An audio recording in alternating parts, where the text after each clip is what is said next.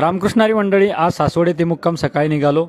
सहदेव बाबा सुंदर असा भजनाचा आनंद घेताना सर्व वारकरी मंडळी आणि आम्ही पंढरीच्या दिशेने मार्गस्थ होत आहोत. आज सासवड ते मुक्काम आहेत. आमचे विनेकरी बाबा एवढं वय असून सुद्धा त्या ठिकाणी चालत आहेत. आम्ही सर्वांनी सुंदर असा भजनाचा आनंद घेतला. या दादांना पाय नाहीत तरीसुद्धा पंढरीची वाट ते चालत आहेत. हे सुंदर असे बालवारकरी भजनाचा आनंद घेताना आणि नाचताना आपल्याला दिसत आहेत. दिव्य घाटातील भव्य दिव्य मूर्ती निश्चितच डोळ्याचे पारणे फेडणारी आहेत.